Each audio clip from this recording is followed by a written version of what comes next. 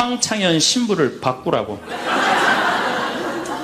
전화를 딱 받았더니 당신이 황창현 신부냐고. 내가 황창현 신부라.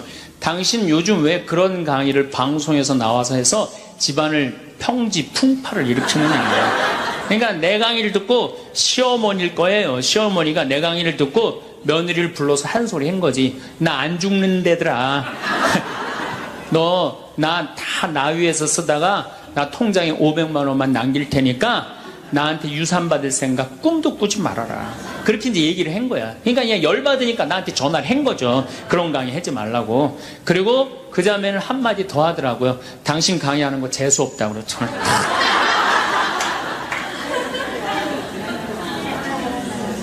내가 그 전화를 받고 기분이 좋았겠어요? 나빴겠어요?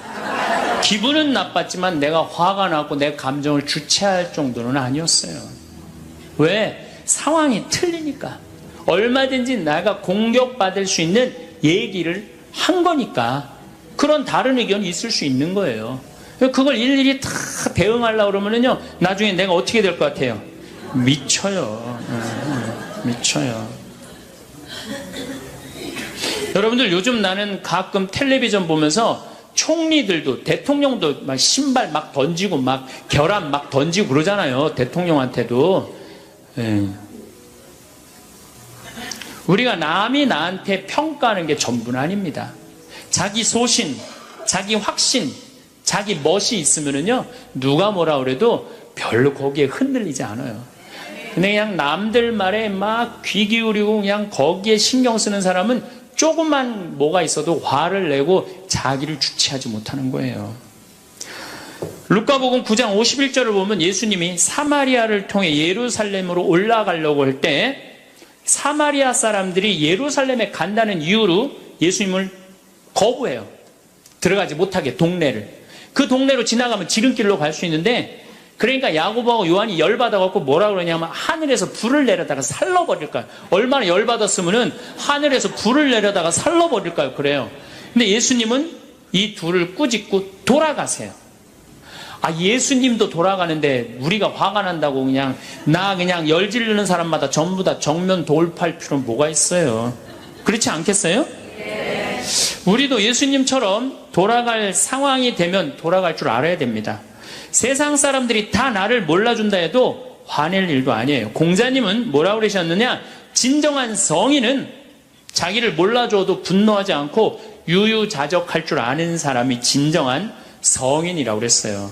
내가 누군데 나를 몰라봐. 왕년에 내가 이 거리를 주름 잡던 사람인데 이 성당 지을 때 내가 어떻게 했는데 나에게 이럴 수가 있어. 내가 시집와서 똥구녕이 찢어지게 가난한 이 집 이렇게 일으켜놨는데 나를 무시할 수 있어? 이렇게 자꾸 자기 도치에 사로잡히면은요, 나중에 다른 사람하고 부닥치게 되고 잘난 척하게 되는 그런 꼴이 된다. 그런 꼴이에요. 여러분들, 반대로 모두를 사랑할 수 있어요? 내가 모든 사람들한테 사랑받을 수도 없지만은 반대로 사랑할 수 있느냐? 다 사랑할 수 있어요? 쉽지 않죠? 내가 본당 신부 해보니까 다 사랑하는 사람이 있긴 있더라고요. 누가 다 사랑하느냐면 머리에 꽃 꽂은 여자가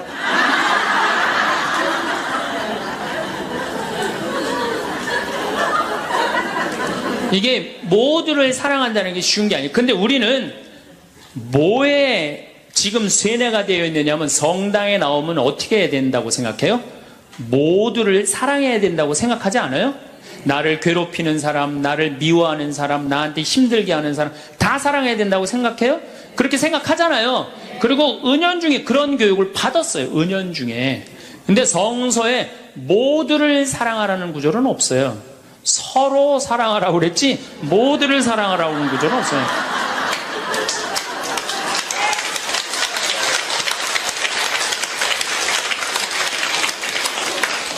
그러면은 이 모두를 사랑하는 게 얼마나 어려우느냐, 요 얘기만 하고 다음 시간에 얘기하도록 하겠습니다. 사람은요, 동그란 사람이 있고 네모난 사람이 있고 세모난 사람이 있고 별난 사람이 있어요. 그렇죠? 근데 꼭 사람 중에 삐죽한 사람이 있어요. 삐죽한 사람. 말 한마디라도 꼭 아프게 하는 사람이 있어요. 그래갖고 내가 그냥 마음 먹고 파마를 싹 했단 말이야. 마음 먹고. 그래갖고 이 동그란 사람이 파마를 딱 했는데 삐죽한 놈이 딱 와서 한마디 합니다. 파마를 왜 그렇게 했어? 얼굴이 떡판 같아 보이잖아. 그럼 이 동그란 사람 피가 뚝뚝 떨어져요, 안 떨어져요? 뚝뚝 떨어지는데 동그란 사람 특징은 뭐냐? 남한테 싫은 소리 하면 안 되는 줄 알고 있는 거예요. 그러니까 동그란 사람이 그렇게 내 가슴에 피가 떨어지면 한마디 해줘야 될 거 아니에요. 내가 떡판이든 뭐든 네가 무슨 상관이냐 이렇게 얘기를 해야 되는데, 동그란 사람은 파마를 왜 그렇게 해서 얼굴이 떡판 같잖아. 그러면 동그란 사람이 뭐라고 그러냐면, 그러게 해다 보니 그렇게 됐네. 그리고 어디 가서 울기 시작하냐면 성당에 가서 울기 시작하는 거예요. 예수님, 저 삐죽한 여자가 나보러 떡판이래요. 근데 예수님, 당신이 정말로 십자가에서 참고 인내하고 용서하고 사랑했으니까 나도 참고 용서하고 인내하고 사랑할게요. 그래갖고 그냥 겨우 어떻게 주체할 수 없는 걸 다스려갖고 고해성사를 봤어. 고해성사를 봐갖고 용서를 했어. 자기하고 예수님하고 신부님하고는 화해를 했는데, 그 삐죽한 사람하고는 화해했어, 안 했어요? 삐죽한 사람은 찔렀는지도 모르고 몰라요. 그 사람 피가 흐르는지도 몰라요. 그런데 더 동그란 사람이 미치는 건 뭐냐면, 그렇게 찔러놓고 딴 데 가고 막 헤헤거리고 또 수다 떨면은 동그란 사람이 속으로 무슨 생각이 들어요? 넌 웃음이 나오니? 난 지금 피가 뚝뚝 흐르는데. 가을이 돼갖고 그냥 또 그냥 마음 먹고 성당을 나왔는데, 삐죽한 놈이 동그란 사람한테 한마디 또 합니다. 아니, 요즘 남편이 돈 못 벌어? 옷을 왜 이렇게 후줄그리하게 입고 다녀? 그러면 또 피가 뚝뚝 떨어지는 거야. 이 동그란 사람, 여러분들 삐죽한 사람 만나야 돼, 만나지 말아야 돼? 만나면 안 돼요. 이 삐죽한 놈 누구 소개시켜줘야 되냐면, 별난 놈 소개시켜줘야 돼. 별난 놈. 찔러도 안 나오는 놈. 별난 놈. 예? 이런 놈 소개시켜줘야지 어떻게 모두를 사랑할 수 있어요. 그거는 불가능한 얘기예요. 모두를 사랑한다는 거. 그러니까 여러분들, 오늘 이후로 나는 모든 사람을 사랑할 것이다. 그러면은 나중에 누가 망가지냐면 내가 망가져요. 예, 모두를 사랑하면서 자기가 완전히 망가지는 거예요. 모두를 사랑하면서 기쁨은 다행인데, 모두를 사랑하면서 그걸 끌어안느냐고 속에서 부글부글 끓어. 그냥 화가 꽉 차 있는 거죠. 우리가 미국에서 10년 전에 하버드 대학에서 교수님 한 분이 행복론이라는 강좌를 열었어요. 그런데 처음에는 많은 사람들이 의아했어요. 왜 의아했냐면, 하버드 대학은 어딥니까? 세계 최고의 대학이죠. 쟤네들이 안 행복할 일이 뭐가 있느냐. 좋은 대학에 가고 미래가 보장되어 있는 아이들인데. 그래서 처음에 수강생들이 7명밖에 안 됐어요. 그런데 해가 가면 갈수록 하버드에서 가장 인기 좋은 강좌가 행복론이 됐어요. 마지막에는 요즘은 거의 1000명 정도 듣는다 그래. 학생이 1000명이. 그러니까 거의 다 듣는다고 봐야죠. 사실 우리가 이 세상을 사는 이유가 뭐예요? 행복하려고 사는 거 아니에요? 이 세상을 사는 이유가? 내가 자식 공부 열심히 시키고, 내가 돈 많이 벌고, 여러분들처럼 좋은 아파트, 환경 좋은 데 가서 사는 이유도 다 뭐예요? 행복하기 위한 거예요. 그런데 이걸 뒤집어 보고 자세히 들여다보면은, 행복이 뭔지를 모르고 어떻게 하면 행복하게 사는지를 모르고 내가 어떻게 돈을 쓰면 행복하게 사는지를 모르는 사람들이 대부분이에요. 뭐 때문에 사는지를 모르는 사람이 너무 많아요. 그래서 우리나라는 초등학교 태어나면서부터 공부하기 시작합니다. 어디 들어가려고? 서울대학 들어가려고. 그래갖고 서울대학이 몇 퍼센트 들어가요? 1% 들어가요. 그럼 나머지 99%는 무슨 생각이 들어요? 참 난 불행하다. 그런 생각 참 많이 해요.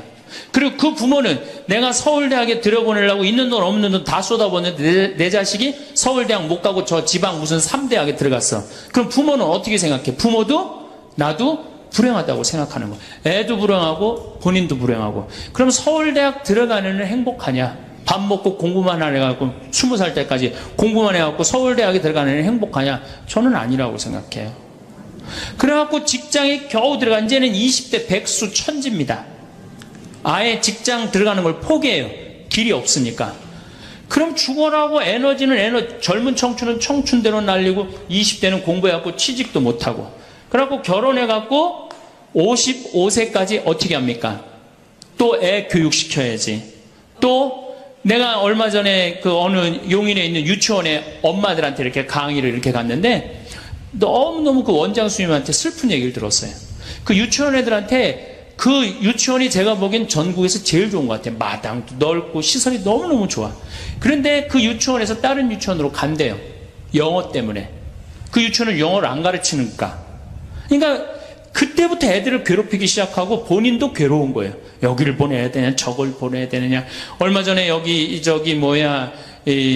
반포 본당에서 여기 와서 피정을 했는데 아주 중국집, 유명한 중국집 하는 사장님이 여기 왔어요. 신부님, 정말로 그 부모들이 와갖고 애들 스케줄 관리를 해준다는 거예요. 탕수육 하나 시켜놓고. 그냥 자기가 없는 거야. 오로지 누구한테만 매달려 있는 거야? 자식한테만 매달려 있는 거야. 그러니까 55세까지 했는데 서울대학은커녕 무슨 제3대학에 들어왔어. 본인도 불행해. 그리고 이제 이러고 딱 죽으면 좋은데 이게 죽지도 않네. 100살이 될 때까지. 그러니까 우린 다 불행한 거예요. 그래서 우리나라가 178개 국가 중에 행복 지수가 102등이야. 거의 꼴등이에요, 꼴등. 이렇게 잘 먹고 잘 살면서도 안 행복하다고 그러는 게 슬프지 않아요? 그래서 지금부터 제가 영국 BBC에서 진짜 행복하지 않다는 사람들을 모아갖고 이 10가지, 물론 제가 한 3, 4가지는 바꿨지만은 10가지를 실시를 하고 나니까 딱 3개월 지나고 난 다음에 다 행복하다고. 이렇게 세상이 행복한지 난 모르겠다고 그랬대요. 그래서 내가 지금부터 오늘 이 시간에는 10가지를 얘기를 할 테니까 여러분들 제가 하는 얘기를 잘 듣고 그대로 하면은 분명히 행복합니다. 왜냐하면 내가 행복하니까. 첫 번째, 운동해라. 행복의 첫 번째 조건은 건강입니다. 몸이 아프면요, 아무것도 할 수 없어요. 몸이 아픈 건 뭐든지 귀찮습니다. 몸이 아프면 자신감도 없습니다. 몸이 아프면은 돈도 빠져나갑니다. 그러니까 내가 행복하려고 그러면 제일 먼저 뭐 하면 돼요? 운동하면 돼요. 그래서 30분 정도 일주일에 3번 정도 몸 안에 산소를 충분히 공급해줘야 돼. 몸 안에 산소를. 그러면은 모든 기관이 다 좋아져요. 산소 공급해주는 제일 좋은 방법은 뭐예요? 걷는 거, 산에 가는 거. 그리고 뭐 그것도 여의치 않으면 여러분들 스트레칭 하는 거. 그리고 내가 조금 돈이 있다. 수영장 가는 거. 수영장 가는 거 참 좋아요.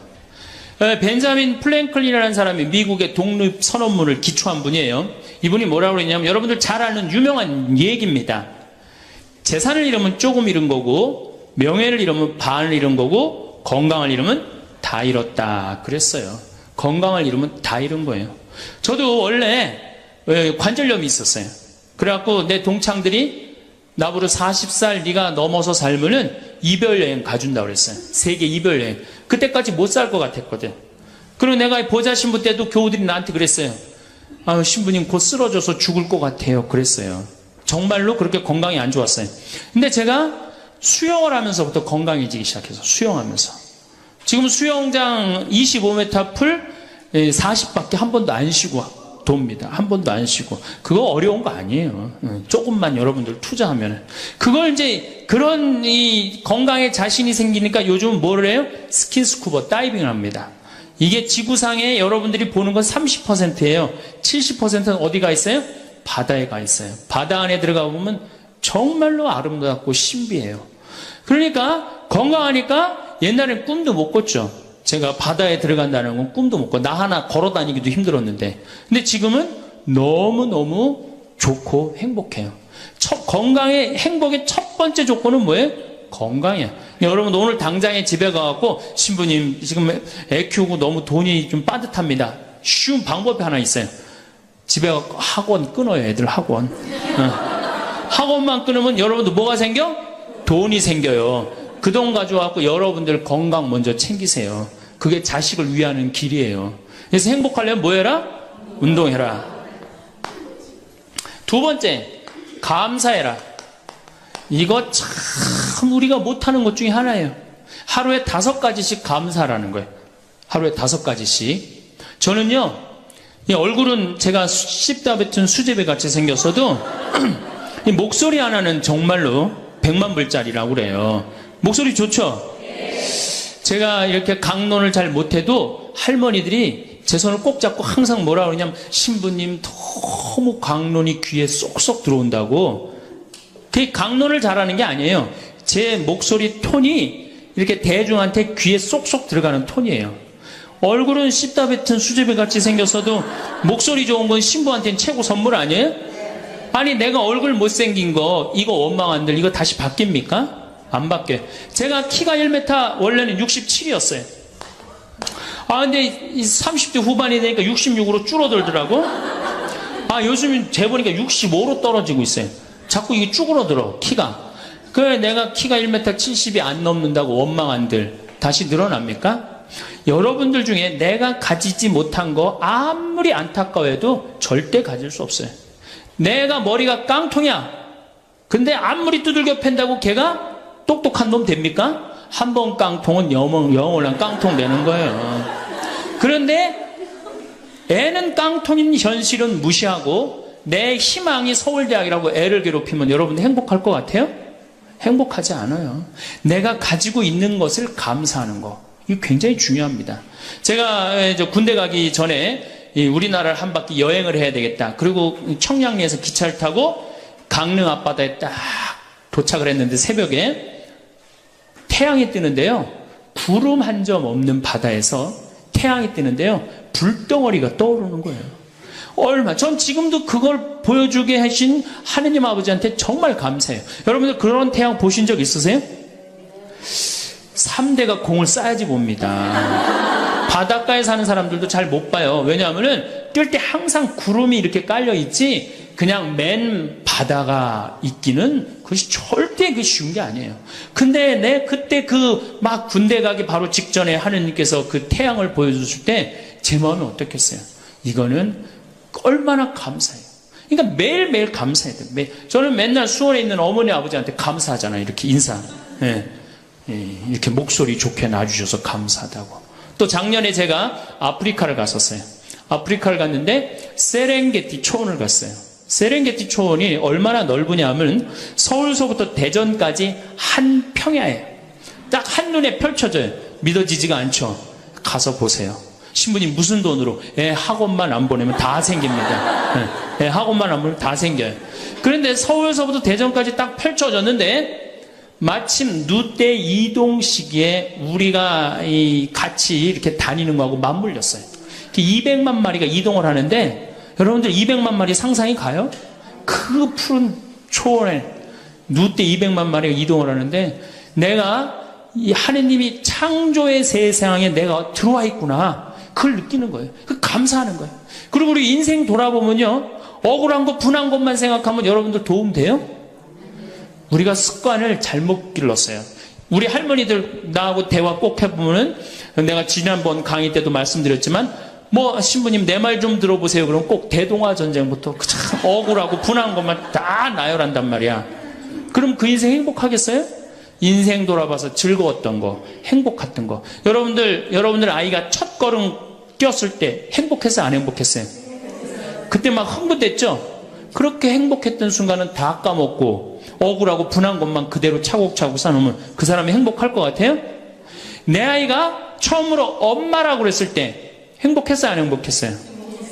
그럼 그것만 생각하라는 거예요. 지난 과거를 돌아볼 때 즐거웠던 거, 행복했던 추억만 마음에 자꾸 쌓일 때 내 마음이 이뻐지는 거. 우리 성가에도 내 마음은 주님께서 가꾸시는 작은 정원이라는 노래도 있잖아요. 근데 그놈의 정원이 그냥 가시반 그냥 미움, 분노, 증오만 꽉 차 있다면 그 밭이 행복한 정원이 되겠어요? 정원이 안 됩니다. 여러분들 아파트 입주했을 때 동백지구에 행복했어요? 안 행복했어요? 행복했죠. 그 앞뒤로 산이 다 있고 얼마나 좋아요. 그렇죠? 그런 것만 하란 말이에요. 자식이 깡통인 거 막 거기에만 매달려 있고 그러지 말고. 그래서 5가지 감사를 드리라는 거예요. 우리는 감사드릴 이유가 얼마나 많아요. 여러분들 나무는 한번 저 자리에 딱 심어지면은 100년이고 1000년이고 움직일 수 있어요? 없어요? 근데 우리는 움직여갖고 지금 경기도 이 강원도까지 와갖고 여러분들 맑은 공기, 이 꽃 가득한데 여러분들 산책하는 거 보니까 꽃 속에서 꽃이 산책하는 것 같아요. 너무 보기 좋더라고. 얼마나 좋아요. 물고기는 물 속에서만 살 수 있어요. 그렇죠? 근데 우리는 하늘도 날고 땅도 걷고 바다도 들어가고 인간으로 태어난 게 얼마나 풍요로워요. 인간은 굉장히 풍요로운 존재예요. 생명력에 있어서. 그 풍요로움을 내가 마음껏 누리고 느끼고 살아가는 사람이 있는가 하면은 뒷방에 처박혀갖고 원망하고 분노하고 저주하는 사람, 그러고 살아가는 사람이 있어요. 여러분 어느 걸 선택하시겠어요? 먼저 거를 선택하시는 게 굉장히 중요해요. 그래서 항상 감사해라. 세 번째, 대화해라. 이게 100년 살 사람들의 숙제 중에 숙제입니다. 대화가. 왜냐하면 이게 30년 공자님 시대엔 평균 연령이 38세였어요. 대화할 시간이 어디 있어요. 애 놓고 애 키우고 그러다 죽기 바쁜데. 근데 지금 애가 다 직장에 다니고 손자 손녀까지 낳는데도 내가 죽어요 안 죽어요? 그러면 그 많은 시간 뭐하고 살 거예요? 그 많은 시간 대화하고 살아야 돼. 나하고 영적으로 맞는 사람하고 이야기하는 거 굉장히 중요합니다. 영적으로 맞는 사람이랑 대화하는 거. 나는 우리 신부들하고 대화하는 거 참 좋아하는데, 나는 우리 그 동기 신부들도 뭐 친한 편이지만은 우리 선배들하고도 많이 친해요.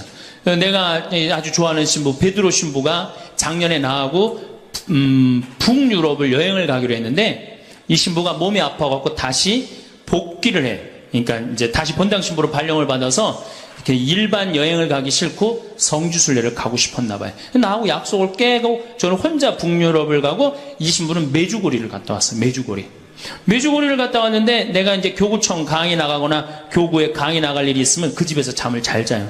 이제 그 성지순례 갔다 오고 난 다음에 그 집에서 잠을 자는데, 그 신부가 미안했는지 성지순례 갔다 온 이야기를 해주는 거예요. 메주고리는 40년 동안 성모님이 4명한테 매일 발현한대요. 한 명한테는 부활 때, 성탄 때, 또 한 명한테는 8월 매달 15일에 이렇게 발현을 한대요. 그곳에 이제 갔는데, 거기서 신부님을 한 분 만나셨대요.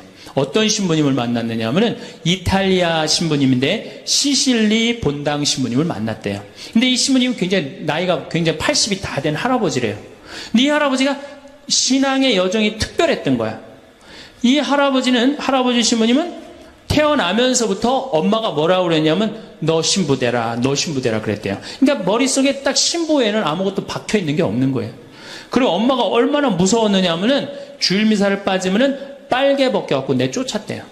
신부 될 놈이 주일미사를 빠진다고. 그리고 일주일 굶겼대요. 그러니까 한 번도 다른 걸 생각해 본 적이 없는 거, 무서워갖고 엄마가. 그리고 자기는 신부가 팔자인 줄 아는 거예요. 그래갖고 신부가 됐으니 뭐가 행복해? 자기가 원하는 것도 아닌데 이끌려서 그냥 신부가 됐는데, 그래갖고 정말로 신앙심 없이 이 신부님이 10년을 그냥 살았대요.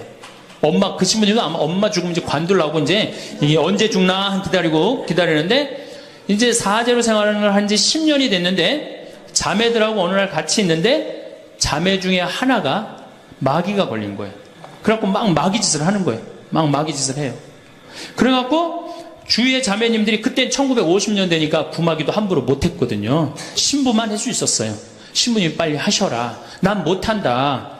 왜 못하시냐? 사실은 내가 신앙심이 없어갖고 이렇게 안수기도를, 마귀를 쫓는다고 안수기도를 하면은 그 마귀가 금방 내가 신앙이 없는지 알아볼 거다. 그래서 나한테 들어올까봐 나 무서워서 난 못한다.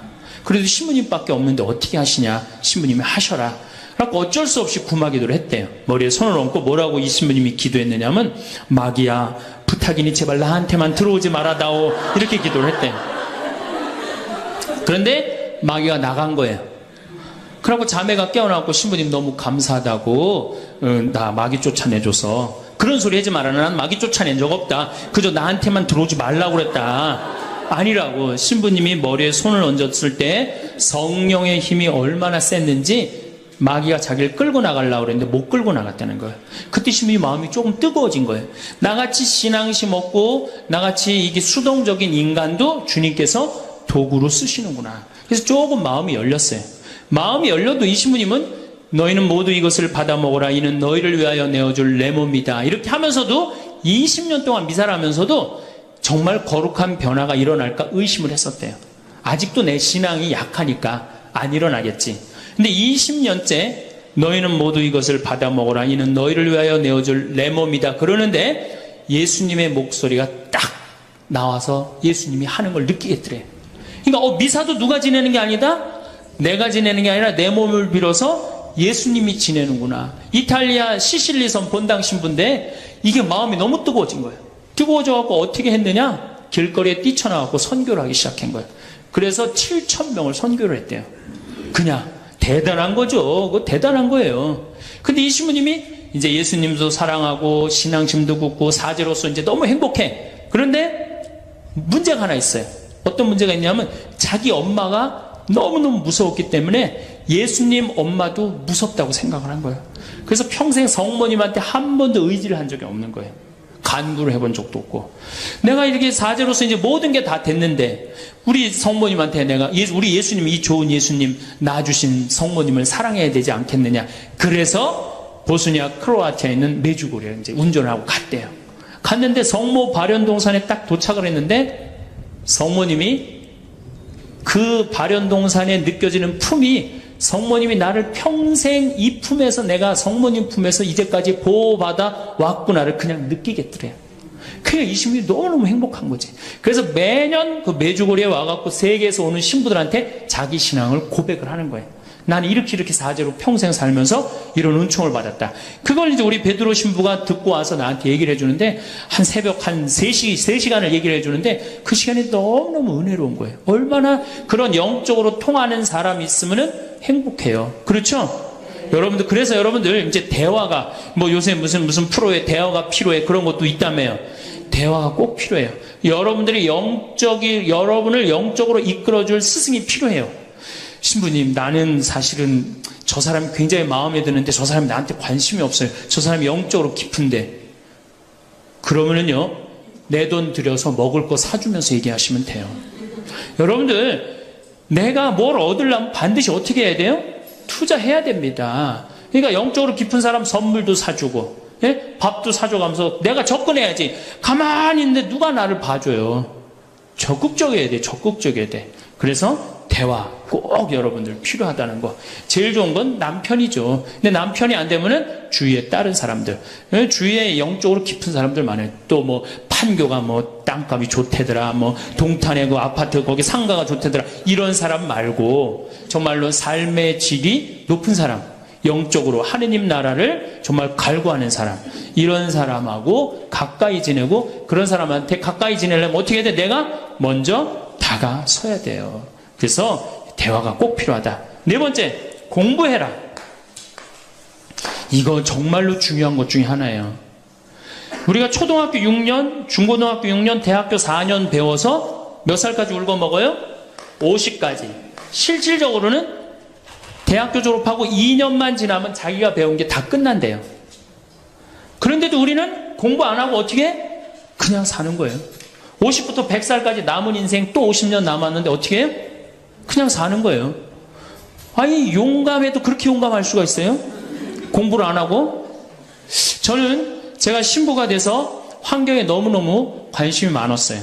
그런데 저는 인문학을 공부했잖아요. 종교 철학, 뭐 신학 이런 걸 배웠는데 환경을 딱 접근하니까 너무 어려워. 무슨 BOD가 어떻고, 뭐 COD가 어떻고, PPM이 어떻고, PPT가 어떻고, PPB가 너무너무 어렵더라고요. 그래서 내가 공부를 해야 되겠다. 그래서 아주대학교 산업공학과 환경공학과에 공부를 했어요. 대학원을. 2년을 공부하고 나니까 석사 학위가 나오더라고요. 석사 학위가 나오니까 환경부에서 연락이 왔어요. 신부님, 지금 전국적으로 60명 환경 강사를 모집하는데 천주교에 보니까 공학 석사 하겠다 하신 분이 계시니까 좀 나와주라고. 그럼 해라고. 그래갖고 이제 한강 관리청인가 하여튼 어디에 제가 이름이 등록이 됐어요. 전국으로 다 뿌려졌어요. 그런데 천주교 교우들이 교육을 담당하면 다 날 부르는 거. 환경 교육을 담당하면. 전라도 고구미라면서 저를 불러요. 일반 주부대학에서. 고구미 어디냐? 그랬더니 일단 비행기를 타라고 그러더라고. 광주행 비행기를. 광주행 비행기를 탔어요. 여러분 고구미 어딘지 아세요? 여러분들도 모르죠? 광주행 비행기를 탔어요. 비행기를 탔더니 이제 자가용이 날 데리러 나왔어요. 자가용을 타고 나주를 지나고 영암을 지나고 무슨 완도 있는 데까지 갔어요. 이제 다 왔나 그랬더니 전화를 그랬더니 배 띄우라고 막 전화를 하더라고요. 배를 띄워갖고 배를 타고 이 섬으로 건너갖고 거기서 또 차를 타고 30분 정도 들어가니까 전라도 고금도라는 데예요. 우리나라 맨 끄트머리. 얼마나 좋아. 전국에 다니면서 강의해서 좋아. 그분들 천주교 신부 한 번도 본 적이 없잖아요. 신부가 와서 환경 강의하니까 선교해서 좋아. 강서료 받아서 좋아. 또 거기 멸치가 주산지라고 멸치 선물 받아서 좋아. 공부하면요, 여러분들 할 일이 너무너무 많고 인생이 너무너무 다이나믹한 인생이 기다려져요.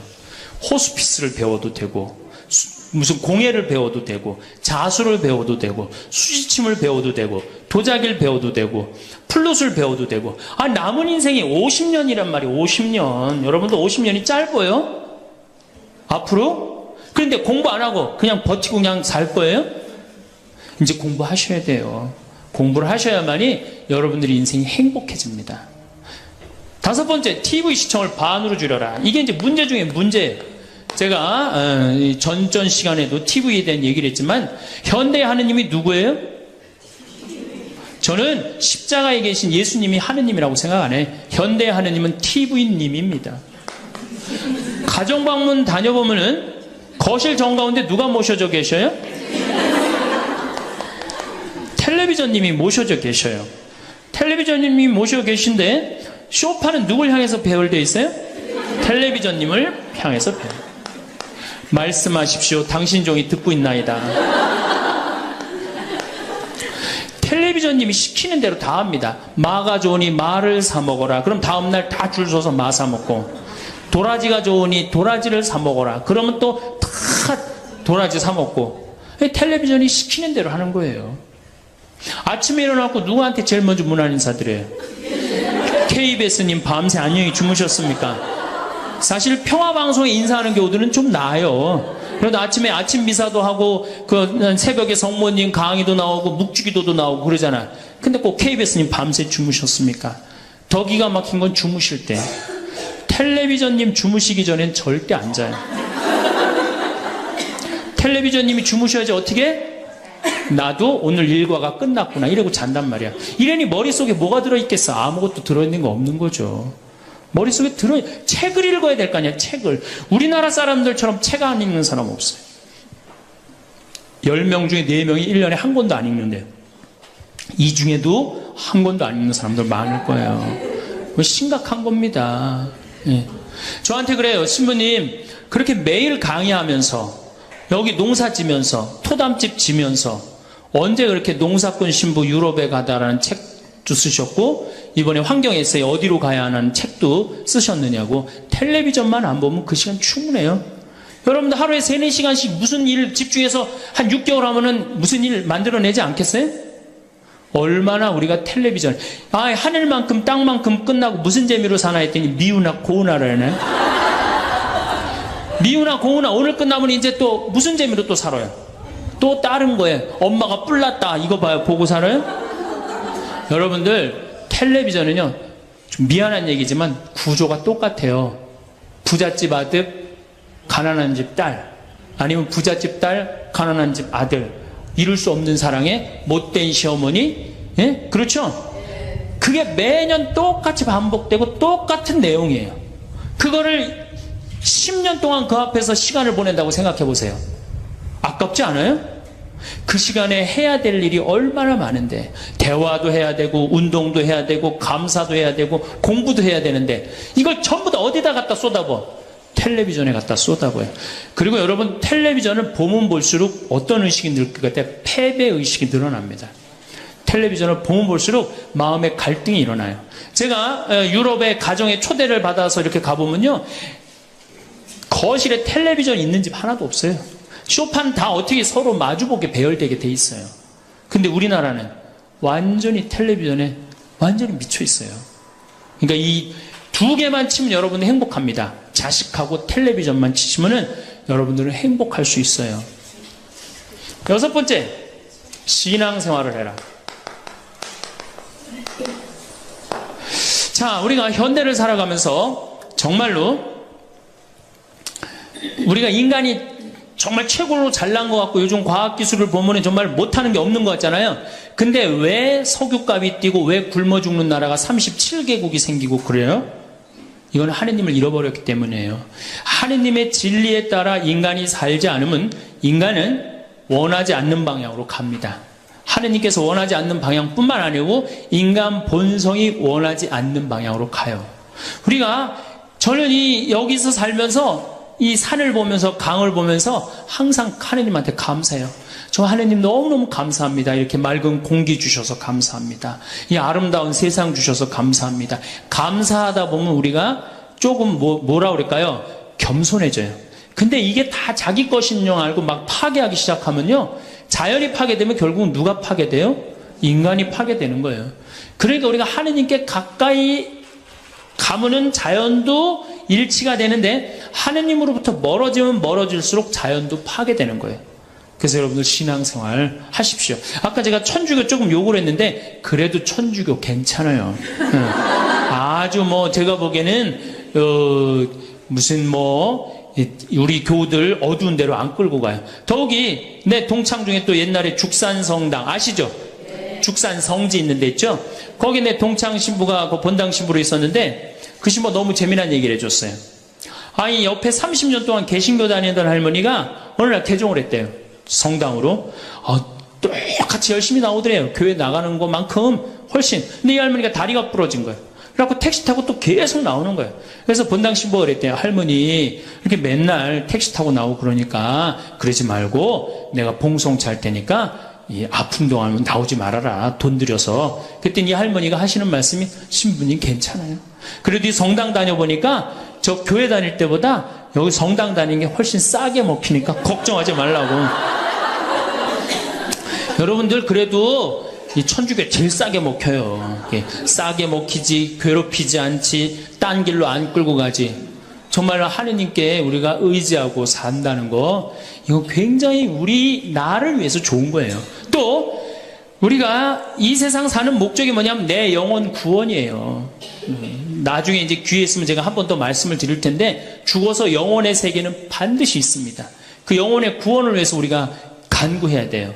그래서 신앙생활은 행복을 위해서 가장 기초 중에 기초라는 거. 7번째, 웃어라. 이게 웃는 게요, 우리가 행복으로 가는 길에 최고의 지름길이에요. 웃는 게. 그런데 우리나라 사람들이 잘 안 웃어요. 얼마나 안 웃느냐면 내가 이제 이렇게 도시에 나가고 엘리베이터를 타요. 엘리베이터를 타면은 얼굴 모르는 형제가 이렇게 눈이 마주쳐도 제가 웃어줘요. 빵긋 웃어주면은 저쪽에서 같이 싹 미소를 줘주면 참 좋을 텐데 저쪽에 있는 남자가 딱 내가 빵긋 웃어주면 어떻게 하냐면은 내가 저놈을 어디서 봤더라 이러는 표정으로 날 쳐다보는 거예요. 근데 여러분들 유럽을 가고 제가 미국을 가고 아프리카를 가고 파푸아 뉴기니를 가고 인도를 가도 눈 마주쳐갖고 제가 웃어주면 다 웃어줘요. 근데 절대 안 웃는 나라가 우리나라예요. 얼굴 모르는 사람 이렇게 마주쳐갖고 웃으면요, 심지어는 여기 우리 생태마을을 찾아오는 사람도 제가 웃어줘도 안 웃어요. 그만큼 경직되어 있는 거예요. 여러분들이 간지러움을 태우고 수술한 사람이랑 마취를 하고 수술한 사람이랑 깨어날 때 누가 덜 아플 것 같아요? 놀랍게도 간지러움을 태우고 수술한 사람이 덜 아프다는 거예요. 웃는 게 우리한테 그만큼 좋은 거예요. 근데 이게 이제 50대 된 여인한테 이제 저 여인이 인생을 어떻게 살았느냐 안 살았느냐가 딱 보여요. 50대 된 여인이 막 항상 웃고 그런 얼굴은요, 50대 되면 얼굴 오똑하고 눈 이거 다 똑같아. 얼굴이 그 얼굴을 다. 그런데 늘 웃고 살아온 자매는요 참 예뻐요. 편안해 보이고 주름이 한 560개 정도 이렇게 탁 하면서 얼굴이 굉장히 편안해져요. 근데 이게 안 웃은 여자는 주름이 17개밖에 안 생긴대요. 그러니까 560개면 자글자글자글하니 이쁜데 부담스럽지 않은데 17개면 얼마나 부담스러워요. 이마에 칼자국 나인 것이 쫙 굵은 주름 여기 쫙. 이 사람은요 웃어도 무서워요. 예, 웃어도 무서워요. 그러니까 여러분들 웃으면서 사세요.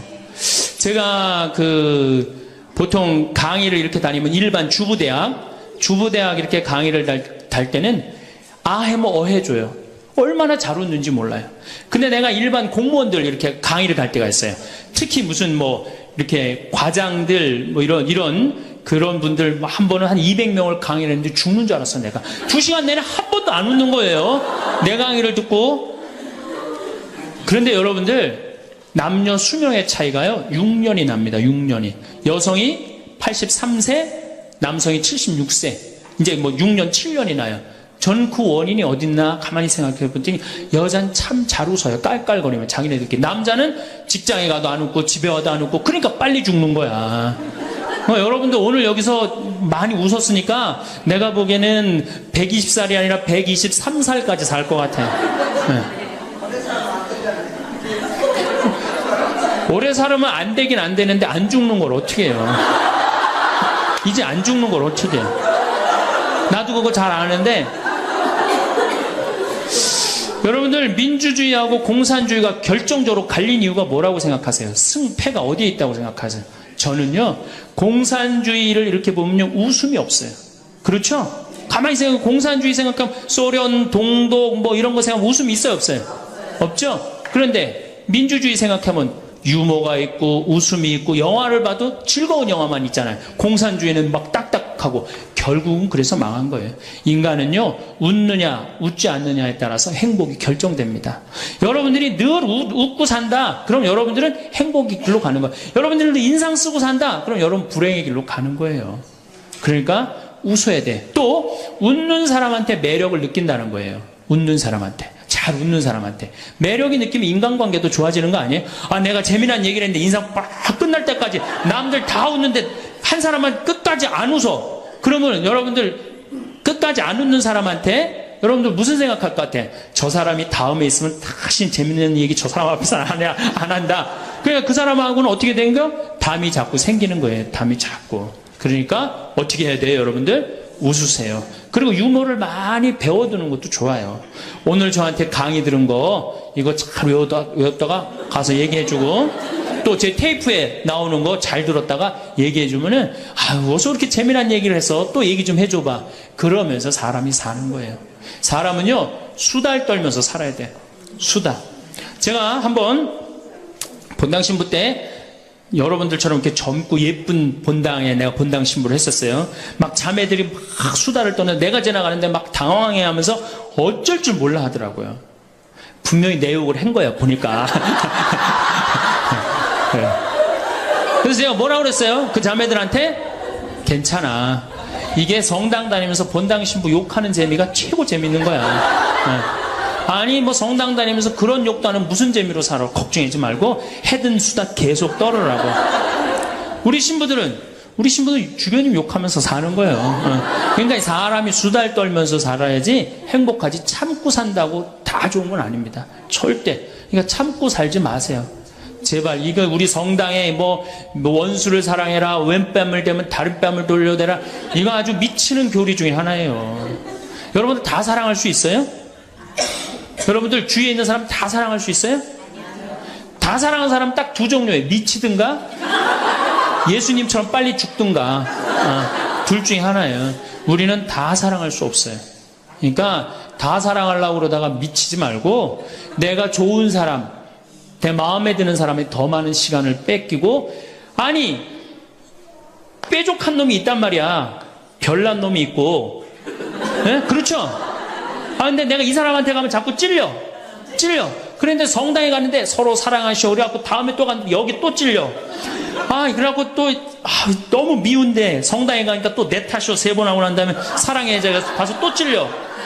갈 때마다 찔려. 그래갖고 내 마음이 상처 투성이야. 근데 아들이 학교 갔다, 엄마 나 학교 다녀왔어. 그래 집에 엄마 왜 그래? 말 시키지 마, 나 승질나. 여러분들 차라리 그렇게 찔리는 게 나아요. 그 사람을 안 보고 기쁜 마음으로 있다가 아들을 기쁘게 맞이하는 게 나아요. 이 사람 안 만나도 여러분들 인생 안 망가져요. 이 사람 안 만나도 억지로 가서 그거 찔리지 마시고, 안 만나면 시간이 지나면 이 사람 이뻐져요. 근데 막 가서 막 들이대고 막 이게 삐죽한 놈한테 가갖고 계속 나는 구역장이니까 끝까지 사랑해야지 그러고 가다가 미치든지 죽든지 둘 중에 하나를 합니다.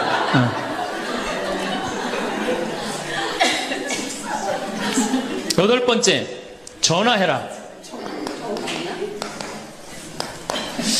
자, 여러분들, 제가, 저는 수원교구 신부예요. 수원교구 신부인데, 저는 뭐 다행히 우리 원주교구 주교님이 허락을 하셔서 여기 평창에 들어와서 살고 있습니다. 근데 사실은 신부는 본당 신부가 최고예요. 뭐라고 그래도 교우들하고 함께, 아이들하고 함께, 할머니, 할아버지들하고 함께 살 때 신부는 행복한 거예요. 저는 여러분들 이제 오늘 가시면은 여기 정막 강산이에요. 여기 해 떨어지면요, 내 다리도 안 보여요, 내 다리도. 해 떨어지면 내 다리도 안 보여. 여기 아까 잠깐 앉아서, 아우, 신부님 너무 경치가 좋다고 그러는데, 딱 하루 좋은 거예요. 하루 좋은 거지. 이걸 일주일, 2주일, 여기 해 떨어져갖고 뭐 산책 나가면 내 다리도 안 보이는데 어딜 산책을 나가요. 굉장히 외롭습니다. 여기 앞에도 전원 5세대가 들어왔는데 3세대가 우울증으로 나갔어요. 그럼 나도 여기서 교우들 뭐 몇천 명 속에서 살다가 평창에 들어와서 살면은 우울증 걸릴 수 있잖아요. 내 동창이 20명이거든요. 동창이 20명이나 되는데 왜 나한테 전화하는 놈 한 놈도 없지? 걔네들이 날 잊은 건 아닐까? 나는 왜 교구 밖으로 와서 이 고생을 하고 살까? 난 우울하다. 그럼 알아주는 놈 누가 있어요? 아무도 없어요. 어떻게 하면 돼? 내가 먼저 전화하면 되잖아. 아주 너무 쉬운 거 아니에요. 내가 전화해갖고 너 성당은 잘 짓고 있느냐? 너 요즘 큰 성당에 갔는데 어떻게 잘 지내냐? 내일은 내 동창이 또 우리 집에 와서 있겠대. 몸이 안 좋아갖고. 그러니까 그 전화를 하니까 동창들이 와서 안식년도 여기 와서 지내고, 아프면 여기 와서 지내고, 허리 수술에도 와서 지내고. 그러니까 외롭지 않은 거예요. 사랑도 먼저 하는 게 중요한 거지, 나한테 누가 해주지 않을까? 죽을 때까지 안 찾아옵니다. 남녀의 사랑 문제가 아니라 인간이 살아가면서 그런 거예요. 그러니까 내가 먼저 전화하라는 거예요. 굉장히 중요한 거예요. 내 동창 중에 지금 보구마국장, 우리 수원교구 보구마국장 내 동창인데, 얘가 로마로 유학을 갔어요. 있기 전에도 뭐 친하게 지냈지만 유학을 갔는데 이놈이 한 달에 3번 어김없이 전화하는 거예요. 생태마을 농사는 잘 되냐? 잘 돼. 그럼 또 다음에 전화해갖고 생태마을에 피정은 많이 들어오냐? 많이 들어와. 또 다음에 전화하고 너 몸은 안 아프냐? 안 아파. 다음 달에 또 전화해요. 생태마을 피정은 많이 들어오냐? 생태마을에 농사는 잘 되냐? 6년 동안 변함없이 전화하는 거예요. 내가 전화 한 번 우리 성당 여기 사무실로 전화해갖고 우리 사무장한테 우리 저기 황 신부님 뭐하고 지내느냐고. 그 정도로. 그러니 싫어할래야 싫어할 수가 있어요? 얼마나 나를 그렇게 전화해주면 고마워. 그 흠이 있다면 꼭 수신자 부담으로 하는 것 빼고는 너무너무 좋아요. 여러분들도 전화번호를 적어놓고 그렇게 하십시오. 9번째, 시간이 없으니까. 자, 자기 자신을 사랑해라. 자기 자신을 사랑하지 않는 사람은 어느 누구도 사랑할 수 없어요. 자기 자신을 사랑하지 않는 사람은. 근데 이게 50대 된 아줌마들을 보면 다 쌈순이야, 쌈순이. 자식 보면 자식 보고 싸워요. 내가 너한테 해준 게 얼만데 서울대학도 못 가고 저 지방대학 가고 자취비 무슨 뭐 등록비 이런 거 내 속을 새기냐. 그러고 아들 보면 싸워요. 누워갖고 그냥 빈둥빈둥 거리면 이 왼수 같은 놈만 나가 돼지라 그러고. 남편 보면은 남편 보고 싸워요. 당신 나한테 시집 와갖고 나한테 해준 게 뭐 있냐 그러고. 내가 눈이 뼈지. 시집 오기 전에 내가 그때 눈이 뼈지. 저 인간을 믿고 내가 시집 오러 왔다고 그러고 남편 보고 싸워요. 시어머니 보면 시어머니 보고도 싸워. 왜 죽지도 않고 날 이렇게 괴롭히냐고. 왜 쌈순이가 될까요? 우리나라 40, 50대 주부들이 자기가 행복하지 않기 때문이에요. 다 해주면은 이게 자기 도리라고 큰 착각을 합니다. 그런데 시간이 가면 갈수록 상실감을 느껴요. 이젠 본인이 행복하려고 노력하세요. 여기 암 걸린 분들, 마지막에 이제 더 이상 살 수 없는 분들이 나한테 와갖고 면담을 해요. 특별히 자매님들이 나한테 면담을 할 때 울며 불며 통곡하는 얘기가 뭔지 아세요? 왜 다른 사람들한테는 그렇게 최선을 다했는데 왜 나한테 한 번도 맛있는 거 안 먹이고 나한테 좋은 거 한 번도 구경 안 시켜주고 왜 한 번도 나한테 못 해줬느냐고. 그런데 이제 죽으니 너무너무 나 자신이 불쌍하고 나 자신이 너무너무 억울하다는 거예요. 여러분들이 이제 자신을 위해서 쓰세요. 시부님 돈이 어디 있어요? 학원만 안 보내면 돼요. 또 대학 다니는 자식 있으면 어떻게 당장 오늘 집에 가고 휴학시켜요. 니네가 벌으라고. 우리나라처럼 이렇게 자식한테 끝까지 대주는 나라는 아무 나라도 없어요. 미국은 졸업하고 30년 동안 대학 학비를 갚습니다. 다 자기가 갚아요. 우리나라처럼 결혼할 때까지 다 대주는 나라는 아무도 없어요. 그런데도 부모 자식지간이 가장 안 찾아가는 나라가 우리나라가 1등이에요. 사랑이 제대로 안 된 거죠. 제대로 된 사랑을 안 하는 거죠. 나도 본당 신부로 이렇게 있으면서 냉면을 먹고 싶어. 그럼 총회장이 사줄래나 부회장이 사줄래나 성모회장이 사줄래나 안 기다립니다. 냉면 먹고 싶으면 어떻게? 내가 가서 사 먹어요. 내가 냉면 먹고 싶은지 누가 알아? 내가 가서 사 먹으면 되지. 그러니까 아무도 못 얻어먹어서. 그럼 이제 가을 지나고 나는데 가을 때, 강론 때 내가 교우들이 여기 3,500명이라며 교우가 3,500명 냉면 하나도 못 사 얻어먹었다. 그럼 교우들이 무슨 생각할 것 같아? 우리 신부님 챙겨주는 사람 하나도 없고 빨리 장가 보내드려야 되겠다. 이런 생각한단 말이에요. 그래서 나는 내가 사 먹어요. 내가 사 먹는 동시에 혼자 사 먹으면 청승 맞잖아요. 회장님들 데려가서 내가 사줘요. 내 돈으로. 신부님 무슨 돈이 있어서? 나 강사료 많으니까 다 사줘요.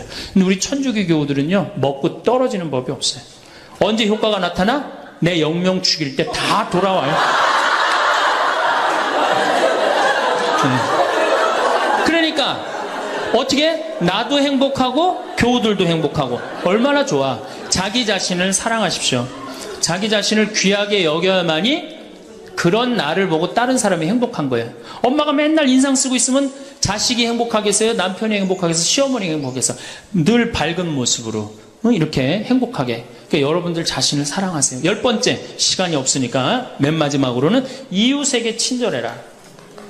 이게 이제 문제 중에 문제예요. 우리 천주교 교우들이 무겁게 신앙생활합니다. 십자가의 길도 하고 양심성찰도 하고 때로는 묵상도 하고 심하게는 관상기도까지 막 어디 다니면서 해요. 근데 실질적으로 그렇게 무겁게 신앙생활하는 만큼 이웃한테 넉넉하냐? 넉넉하지 않아요. 1,000원 갖고 얼마나 치사하게 구는 줄 아세요? 여러분들 1,000원 가지고 정말 1,000원 때문에 막 갈등하고 괴로워하고 힘들어하고 얼마나 그런 줄 아세요? 여러분들 전철을 탔어요. 마음 편안하게 딱 앉아있는데 갑자기 누가 바구니를 들더니 맹인이 어두운 밤에 캄캄하 이러면 이때부터 갈등하기 시작하는 거야. 이 1,000원을 줄까 말까 이때부터 괴로워하고 얼굴이 빨개졌다 하여자 누가 주래 옆에서 누가 그런 적도 없는데 내가 100만 원 갖고 괴로워하면 또 이해를 해요. 이건 1,000원 가지고 딸랑 1,000원 가지고 줄까 말까. 그리고 뒷꼭지를 보고 뭐라 그래? 그래도 1,000원을 줄걸. 하느님이 이런 나를 보고 하늘에서 무슨 생각할 것 같아요? 저걸 천당에 데리고 올까 말까. 뭐하러 십자가의 길을 하고 뭐하러 이렇게 심각하게 참회절을 해요? 이런 거 하나도 제대로 못할 거라면은. 재작년에 여기 물폭탄이 터졌어요. 그래갖고 다 잠겼어요, 평창에. 근데 안성에 있는 요셉 양로원, 농아 양로원 할머니들이 전화가 왔어요. 수녀님을 통해서. 신부님 우리가 돕고 싶다는 거예요. 아니 무슨 무료 양로원에 있는 할머니들이 돕느냐. 자기네들이 정부에서 나오는 돈이 있대요. 그래서 1,000원씩 고수톱 칠 때 고리도 뜯고 음식물 남기면 1,000원씩 모은 돈이 50만 원을 모아뒀대요. 그래서 여기 우리 형제 중에 조립식에 사는 형제가 집이 다 떠내려갔어요. 그래서 와라. 그랬더니 80만 원을 갖고 왔어. 할머니들이. 한 4, 5분이 말 못하는 할머니들이. 그리고 이불 12채, 전기밥솥 하나. 아니 무료 양론에 사는 할머니도 1년에 한 번씩 돕는다는데 그 살기 좋대는 동백에서 살면서 한 번도 안 도우면은 여러분들 천당 갈 것 같아요? 못 가. 아니 우리가 너무 이웃한테 인색하게 살아요. 내가 시장에 나갔어. 시장에 나갔는데 다리 잘린 분이 고무 타이어를 하고 막 음악을 틀고 껌을 이렇게 리어카에 밀고 와. 그러면은 야 천당 갈 공로살 기회가 오는구나. 이런 생각을 해야 되는데 무슨 생각을 해? 제발 내 쪽으로만 오지 마라. 여러분들 교황님이요 뭐라고 그러셨느냐면은 나는 행복했습니다. 여러분들도 행복하십시오. 그리고 가셨죠? 요한 바오로 2세 교황님이.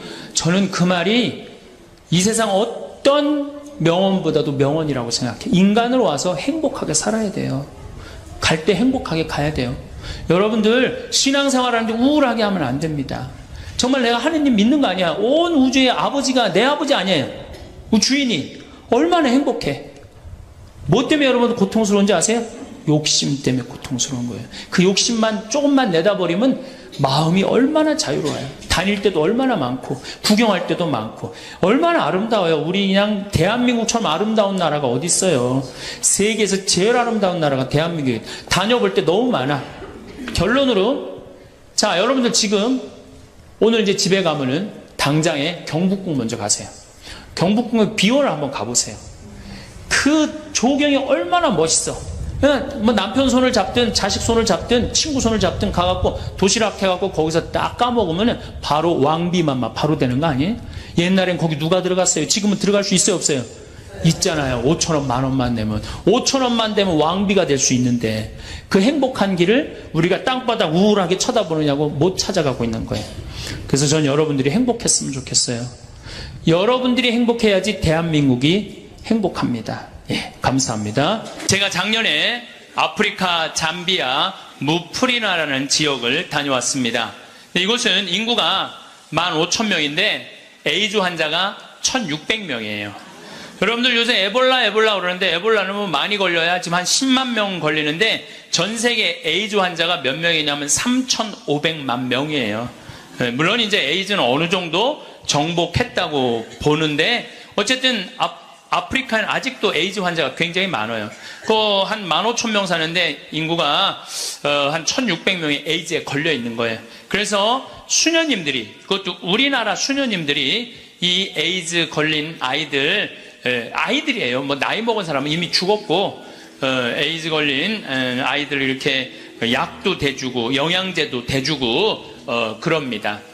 그래서 제가 작년에 가서 우리 의사 선생님들, 또 이 사람들이 이가 아파도 이를 못 빼요. 그래서 이제 치과 의사 선생님들 모시고 가서 에이즈 환자는 이게 이 빼는 게 굉장히 위험해요. 막 이렇게 이 날카로운 뭐 치과 도구가 이렇게 찔리면 안 되는데 작년에도 그런 위험이 있었는데 올해 간 선생님이 저 수원에서 치과하는 우리 열심한 교우 선생님이 해다 찔렸어요. 그 에이즈 이 피가 이렇게 찔린 거죠. 그래서 어쨌든 이제 뭐 의사 선생님들 모시고 와갖고 이도 빼주고 에이즈 아이들 영양제도 좀 대주고. 그러니까 엄마가 또 빨리 죽으니까 애들 그 고아 아이들이 많은 거야. 근데 얘네들도 에이즈에 걸려갖고 나오는 거예요. 근데 얘네들이 5kg가 넘어야지 약을 먹는데 5kg가 안 돼. 3kg밖에 안 되는 거예요. 그래서 분유를 먹이면요 일주일 만에 얘네들이 5kg가 돼요. 그리고 금방 쑥쑥 몸무게가 늘어요. 그래서 거기 보육시설에 가서 분유도 좀 이제 대주고 그리고 돈이 없으니까 학교를 못 다니는, 초등학교를 못 다니는 아이들이 한 700명 정도 되는 거예요. 수녀님들이 그 아이들을 모아다가 공부를 가르치는데 돈이 없으니까 책 12권을 가지고 한 명이 공부를 하는 거야. 그래서 필요한 게 뭐냐니까 책을 사달래. 그래갖고 가갖고 2명이 한 권을 볼 수 있도록 해줬어요. 근데 내가 간 결정적인 이유는 나는 생태마을을 꾸미니까 거기에 자카란다 농장이 있어요. 근데 농장이 80만 평이야. 80만 평. 80만 평인데 수녀님이 2만 평밖에 농사를 안 짓고 있는 거예요. 그래서 내가 수녀님한테 물어봤어요. 수녀님, 이거 농사 다 지면은 보육시설, 병원, 그 다음에 학교 다 운영할 수 있을 텐데 왜 2만 평밖에 못 꾸미고 있느냐? 그랬더니 신부님, 우리는 맨손으로 농사 짓는다는 거예요. 포크레인도 없고 트랙터도 없고 경운기도 없어서. 여러분들 맨손으로 농사 지면요 한 사람이 1,000평 이상 못 져요. 얼마나 농사가 힘든데요. 내가 생태학교 운영했을 때 학생들 입학을 많이 해요. 막 20명, 30명. 내가 물어봐요. 생태학교에 왜 입학했습니까? 제가 이제 은퇴를 해서 예전에 땅을 한 4,000평 사둔 게 있는데 그거 이제 농사 지으려고 농사 배우러 들어왔습니다. 그럼 한번 해봅시다. 그래갖고 이제 3월 한 달 동안 모종 내고 거름 뿌리고 막 해요. 한 달 지나고 나서 내가 다시 상담을 해요. 어떻게 농사 이제 한 4,000평 질만 하십니까? 그러니까 해보니까 이게 쉽지 않으네요. 한 1,000평 정도 할 수 있을 것 같아요. 그래요. 3월, 4월, 5월, 더운 이제 6월 이제 지나고 나서 학생들 여름방학 할 때 제가 물어봐요. 이제 한 몇 평이나 농사 질 수 있을 것 같으냐고. 그러니까 이분들이 하는 얘기가 한 10평 질 수 있을 것 같아요. 10평. 맨손으로 농사 짓는 게 진짜 힘들어요. 예. 근데 수녀님이 거기서 맨손으로 농사를 짓고 있는 거야. 그러니 포크레인도 없고 트랙터도 없고 경운기도 없다는 거야. 수녀님 얼마면 되겠냐니까 2억이면 되겠대. 걱정하지 말아라. 내가 한국에 가서 2억 만들어서 보내주겠다. 내가 또 뻥이 또 엄청나게 세요. 내가 신학교 다닐 때 내 뻥이, 별명이 뭐냐면 황뻥이었어. 황뻥. 일단 뻥을 쳐놓고 한국에 돌아와갖고 내가 강의 때 몇 번 얘기했어요. 평화방송에도 나가고 내가 여러분들 아프리카에 정말로 멋있는 일을 하고 싶은데 1,000만 원씩 20명만 도와주면 좋겠다. 여러분들 재산 5억 중에 10분의 1, 5천만 원은 내 거 아니라고 생각해야 된다.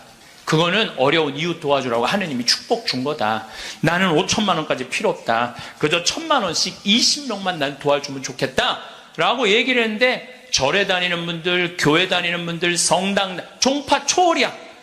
성당 다니는 분들, 아무 데도 안 다니는 분들, 이런 분들이 돈을 보내주는데요, 3개월 만에 2억이 들어온 거예요. 난 너무너무 감사해요. 네. 그분들이 정말 큰 마음 먹고 평생 모은 거 내신 분들도 많더라고요. 또 한 분은 마장동에 있는 분은 그냥 500원짜리, 1000원짜리 다 모아 한 500만 원을 갖고 온 거예요. 그걸 그냥 드럼통에 싸갖고 와서. 하여튼 감동적인 일이 너무 많았어요. 그런데 이제 2억이 딱 이제 3개월 만에 들어왔는데 2억 들어온지 모르고 계속 전화해갖고 돈 보내준다는 거야. 그래서 내가 전화 받아갖고 이제 2억 들어왔으니까 그만 보내셔도 된다고 이렇게 말을 할 수가 있어야지. 돈을 보내준다는데. 계속 받았어요.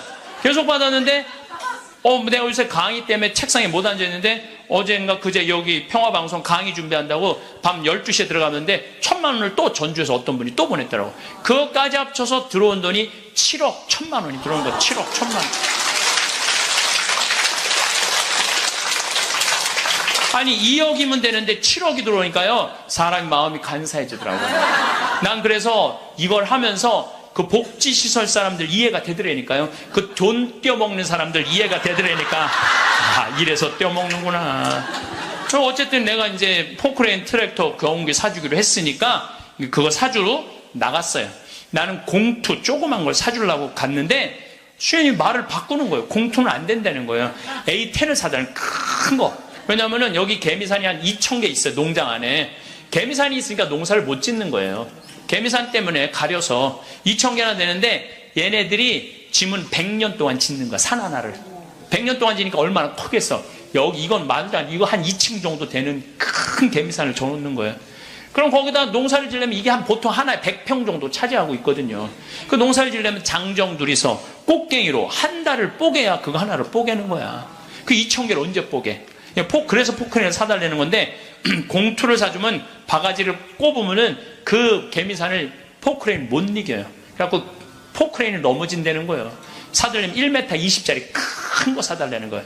공투는 한 7천만 원이면 되거든요. 근데 그냥 A10을 사러 나갔더니 2억 8,700이야. 돈 좀 떼어먹어 보려고 그랬더니 떼어먹을 돈이 없는 거야. 그래도 우리나라 포크레인을 사주려고 그랬더니 우리나라 건 안 된대. 서비스 포크레인은 하면서 호수라는 게 막 터져요. 이렇게 연결되어 있는 게 큰 기계를 하니까 그거를 고치는 거는 볼보밖에 없는 거야. 그래서 볼보로 살라고 그랬더니 엄청 비싼 거예요. 그래갖고 어떻게 약속을 했으니까 2억 8,700짜리 포크레인 샀어요. 그 트랙터 6천만 원짜리 사고 경운기 2대 1,200만 원짜리 사서 작년에 11월 달에 인천항에 가서 택배로 붙였어. 또 이 포크레인이 너무 크니까 포크레인을 잘라요. 난 또 포크레인 자르는 거 처음 알았어. 포크레인을 잘라갖고 컨테이너 2대 나눠서 보낸 거야. 기술자를 보내갖고 붙이는 기술자도 보내고. 근데 여러분들 포크레인하고 트랙터만 보내면 걔네들이 알아서 일해요? 기술자도 따라가야 되는. 그러니까 작년 11월 달에 포크레인 트랙터 택배로 붙일 때 기술자 둘도 택배로 붙였어. 그냥. 그런데 이 기술자들 둘 한 달 월급 완전히 기계를 고칠 줄 아는 기술자를 찾아서 보내야 되니까 둘 한 달에 800만 원이에요. 그 1년 쓰면 1억 아니야. 돈이 팍팍 줄어드는 거야. 이제 그거 이제 끝나고 난 다음에 거기 걔네들이 그냥 기술자가 따라가면 막 알아서 해요. 기름 대야 되잖아요. 기름도 한 달에 1,000만 원씩 되는 거예요. 기름도 한 달에 1,000만 원씩. 예, 기름도 한 달에 1,000만 원씩. 돈이 막 완전히 줄어드는 거야. 근데 수녀님이 내가 처음에는 빈말인 줄 알았대요. 2억 보내주겠다고. 근데 포크레인 보내지, 기술자 보내지, 기름값 보내지. 그러니까 수녀님이 자신감이 생겼나 봐. 신부님 귀양 도와주실 거 우리가 닭을 팔고 싶은데 지금 잠비아는 여름이에요. 45도까지 올라가요. 그러니까 보통 1시간 거리에 닭을 못 파는 거야. 상하니까. 그러니까 신부님 냉동고를 보내주면은 닭을 팔 수 있을 것 같다는 거야. 얼마냐? 그러니까 2,200만 원이래. 2천이면 돈도 아니지만 1억씩 막 나가는데 걱정하지 말아라. 내가 보내주겠다. 내가 보내줬어요. 냉동고를 보내줬더니 수녀님이 너무 신난다는 거예요. 왜 신나냐 그러니까 한 마리도 못 팔던 닭을 한 달에 1200마리씩 판다는 거예요. 1200마리씩. 그런데 수녀님이 또 전화를 해서 신부님 문제가 생겼다는 거야. 무슨 문제가 생겼냐니까 닭을 너무 많이 팔다 보니까 닭장이 모자라요. 닭장이. 닭장 줘달래. 닭장. 그래서 얼마면 되냐 그러니까 1억이면 된대. 좋다. 이제 들어온 돈이 다 나가게 생긴 거 이제. 좋다. 닭장 줘주겠다. 그래서 작년에 이제 벽돌 찍는 기계, 닭털 뽑는 기계 다 보내줘서. 그래갖고 이번 여름에 대학생들 20명을 데리고 가서 닭장을 줘주고 왔어요. 내가 이번에 우리 대학생들 20명을 데려와서 너무너무 놀랐어요. 왜냐하면 엄마들이 얘네들 문제 있어서 얘네들 고생시킨다고 보냈는데 걔네들이 가서 일하는 걸 보는데요. 너무 잘하는 거예요. 너무 즐겁게. 그러니까 걔네들은 다 내가 보니까 몸으로 살 놈들을 머리로 살라고 그러니까 걔네들이 힘들어. 몸으로 사니 얼마나 너무너무. 그래서 얘네들이 닭장 다 지어주고 닦아놓은 땅이 10만 평이야. 10만 평.